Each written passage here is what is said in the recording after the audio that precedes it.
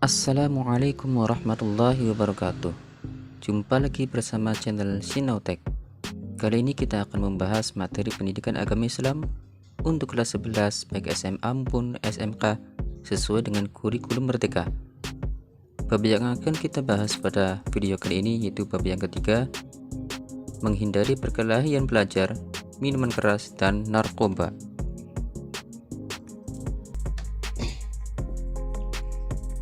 Pembahasan yang kedua yaitu tentang minuman keras.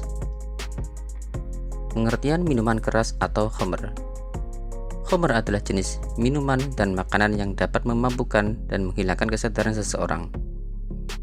Makna lainnya adalah segala apapun yang memabukkan atau merusak akal sehat. Berlandaskan pengertian tersebut, segala jenis narkoba termasuk makna dari khamr. Rasulullah Shallallahu Alaihi Wasallam bersabda, "Setiap yang memabukkan adalah khamr dan setiap khamr adalah diharamkan." Hadis riwayat Ahmad dan Abu Daud. Begitu besarnya kerugian akibat khamr, antara lain menjadi sumber penyakit, merusak saraf dan mental, bersifat meracun atau meracuni, merusak liver, merusak akhlak dan sumber segala kerusakan. Itulah sebabnya perilaku tersebut harus dihindari dan dijauhi. Jangan pernah untuk mencoba-coba, khususnya pada khamr. Khamr berdasarkan telah Quran Surat Al-Maidah ayat 90 dan 91. Mari kita baca ayatnya bersama-sama. Bismillahirrahmanirrahim. Ya ayyuhalladzina amanu innamal khamru wal maisiru wal ansabu wal azlamu rijsum min amali syaitan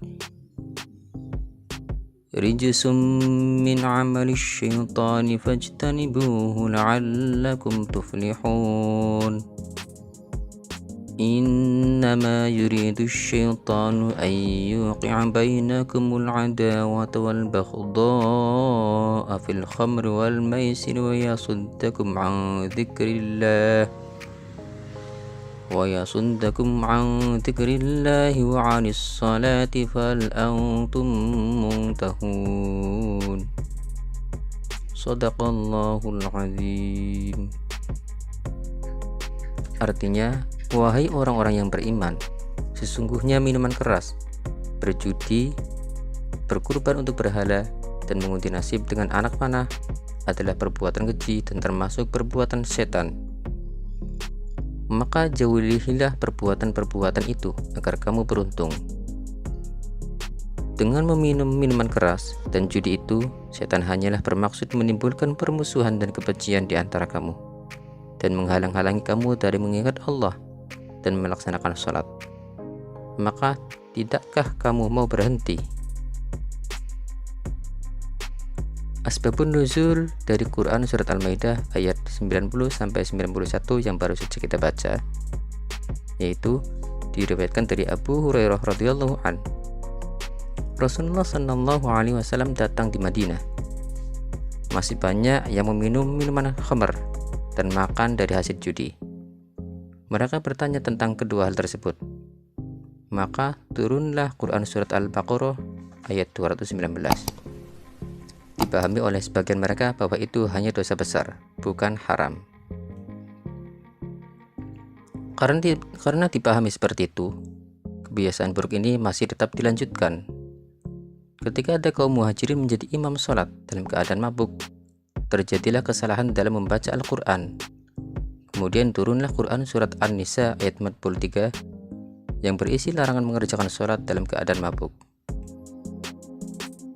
Meskipun sudah turun ayat ini, namun kebiasaan buruk itu masih juga dilakukan. Akhirnya turunlah Quran Surat Al-Maidah ayat 90-91 yang menegaskan keharaman khamr, sehingga mereka pun berkata, "Ya Allah, kami bertekad berhenti dari meminumnya." Sikap terhadap khamr. Yang pertama, tidak coba-coba memakai atau meminum khamr atau minuman keras, karena bahaya dan mudaratnya sangat besar, baik bagi diri sendiri, keluarga, masyarakat, bangsa, dan negara. Yang kedua, khamr, judi, berkorban atau mempersembahkan sesuatu untuk berhala, dan mengundi nasib, semua itu adalah rijsun, yakni sikap dan perbuatan yang amat sangat tercela, buruk, keji, jijik, kotor, bahkan bisa bermakna najis. Yang ketiga, bagi pihak yang berperan dalam pembinaan umat, pentingnya melakukan pentahapan dari mulai yang ringan, sedang, dan berat, bersama-sama menemukan kenapa ini boleh dan itu tidak boleh. Kemudian yang keempat, mengedepankan pola hidup bersih lahir batin, menjauhi sikap dan perilaku yang menjadikan kehidupan rugi secara cepat dan drastis, tetap menjaga akalnya agar tetap sehat. Pembahasan yang ketiga yaitu narkoba. Narkoba ditinjau dari Islam. Istilah narkoba di dalam Al-Quran memang tidak ditemukan padanannya, sehingga istilah ini harus didekati melalui qiyas, yakni suatu masalah yang belum ada nasnya dicarikan padanan dengan masalahnya yang sudah ada nasnya, disebabkan persamaan ilat atau sebab, landasan, dan motivasi hukum. Dalam hal narkoba, maka disamakan dengan khamr karena sama-sama memabukkan dan membahayakan atau merugikan. Oleh karena itu, narkoba disamakan dengan khamr. An Abi Umar qala Rasulullah sallallahu alaihi wasallam, kullu muskirin khamrun wa kullu muskirin haramun. Artinya, dari Ibnu Umar dia berkata, Rasulullah sallallahu alaihi wasallam bersabda, setiap yang memabukkan adalah khamr dan setiap yang memabukkan adalah diharamkan.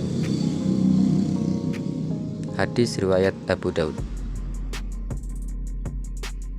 Pengertian narkoba. Narkoba adalah singkatan dari nar, yaitu narkotika, ko yaitu psikotropika, dan ba yaitu bahan-bahan adiktif. Narkotika adalah zat atau obat yang berasal dari tanaman atau bukan tanaman, baik sintetis maupun semi sintetis, yang menyebabkan penurunan atau perubahan kesadaran, hilangnya rasa, mengurangi sampai menghilangkan rasa nyeri, dan dapat menimbulkan ketergantungan. Kemudian psikotropika adalah zat atau obat baik alamiah maupun sintetis, bukan narkotika, yang berkhasiat psikoaktif melalui pengaruh selektif pada susunan saraf yang menyebabkan perubahan khas pada aktivitas mental dan perilaku.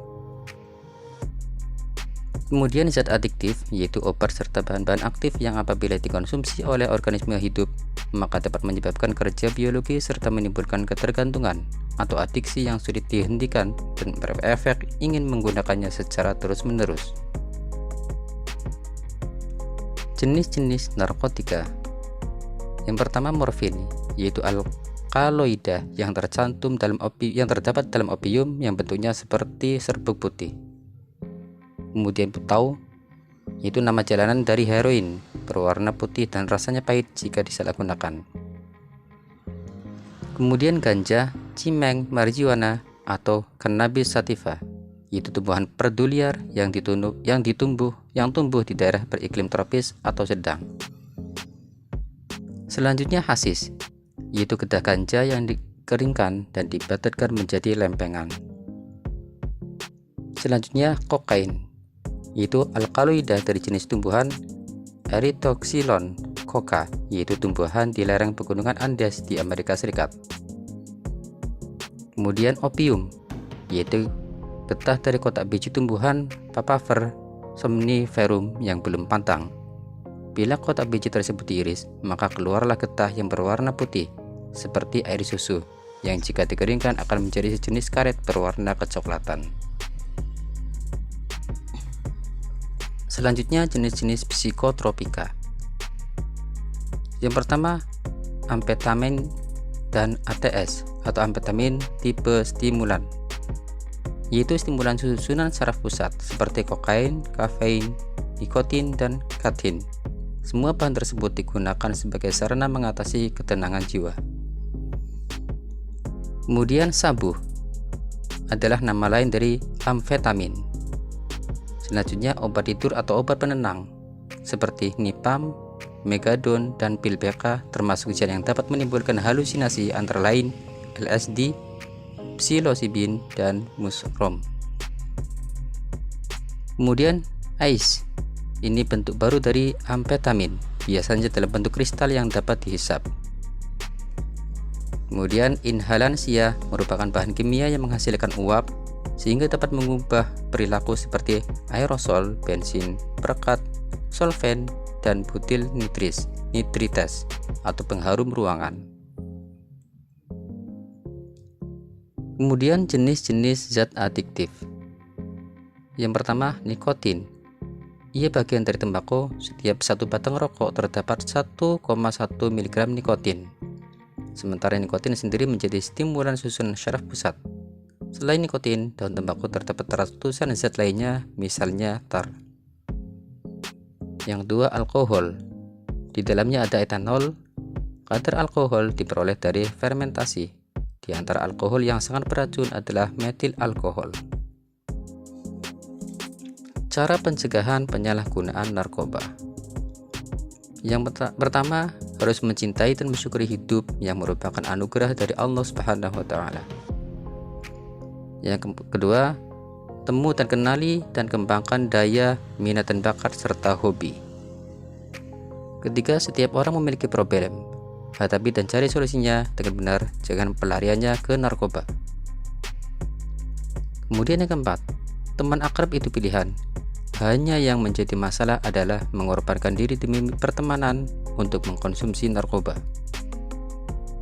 Kemudian yang kelima, berani berkata tidak, serta menolak ajakan teman untuk penyalahgunaan narkoba.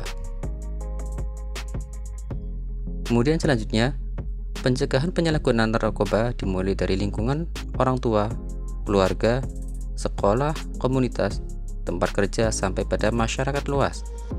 Melalui kegiatan komunikasi, informasi, dan edukasi melalui media apapun. Itulah materi bab yang ketiga untuk kelas 11 sesuai dengan kurikulum Merdeka. Semoga bermanfaat. Untuk update materi selanjutnya, jangan lupa like, share, komen, dan subscribe. Terima kasih. Assalamualaikum warahmatullahi wabarakatuh.